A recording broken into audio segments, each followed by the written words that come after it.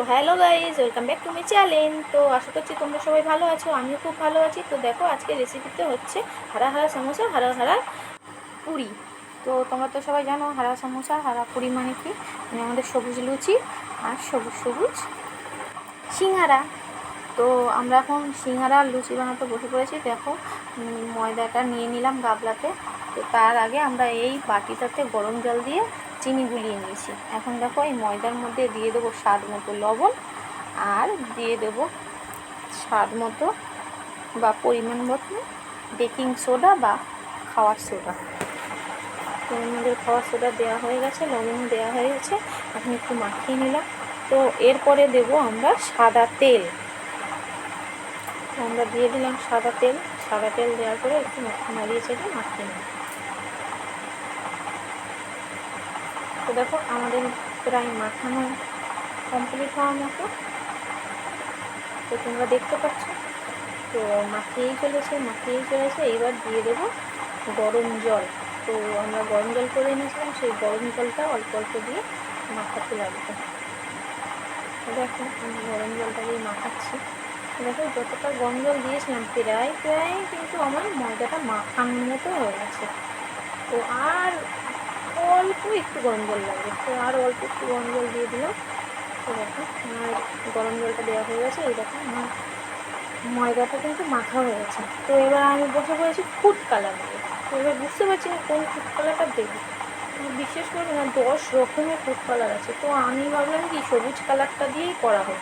তো তার জন্য কল্পনাকে বললাম যে কল্পনা সবুজ কালারটা দিয়েই করা হোক, কারণ যেহেতু আমি বলেছি যে হারা হারা পুরি আর হারা হারা সমোসা হবে, তো আজকে সবুজ কালারটা দিয়েই করা হোক। তো সবুজ কালারটা কিছুতেই খুঁজে পাচ্ছিলাম না। আমি তো কল্পনা অনেকক্ষণ থেকেই খোঁজার চেষ্টা করছিল। তো আমি বললাম দাঁড়া আমি বের করছি। তো দেখো ওই যে আমি বের করে ফেললাম আমাদের সবুজ কালারের ফুড কালার। তো গ্রিন ফুড কালার বের করেছি। তো এই চিনি গোলানো জলটাতে দিয়ে দিলাম। তো এবার একটু নাড়িয়ে চাড়িয়ে এই জলটাই অল্প অল্প করে আমাদের ময়দার সাথে মেখে নিতে হবে। তো দেখো আমাদের ময়দাটা মাখা চলছে। তো দেখো কি সুন্দর সবুজ সবুজ হয়ে গেছে ময়দাটা। তো তোমরা বুঝতেই পারছো যে পুরো কালারটা যখন দেবো কতটাই না সুন্দর লাগবে। তো কালারটা দেওয়ার পরে একটু নরম হয়ে গেছিলো ময়দাটা, তো তার জন্য একটু আবার ময়দার গুঁড়ো দিয়ে নিলাম। তো ময়দার গুঁড়ো দেওয়ার পরে মেখে নিলাম ভালো করে। আবার ওপর থেকে একটু সাদা তেল দিয়ে নিলাম। তো সাদা তেল দিয়ে 10 মিনিটের জন্য ঢেকে রেখে চলে এলাম রান্নাঘরে। তো তোমরা দেখতে পাচ্ছ এটা পেস্তা বাদাম হচ্ছে ছাড়ানো। তো এমনি বাদাম যাওয়ার সময় হচ্ছিলো না যে দোকান দিয়ে এমনি বাদাম আনবো। তো এখন হচ্ছে আমাদের আলু আর গাজরের তরকারি। তো আলু গাজরের তরকারিটা কষানো হয়ে গিয়েছে পেস্তা বাদাম দিয়ে। তো এখন আমাদের 10 মিনিট হয়ে গেছে যেহেতু, তো আমরা আমাদের এই ময়দাটা সবুজ ময়দাটা আর জল নিয়ে চলে গেলাম। আমাদের লেচি কাটা হয়ে গেছে দেখো।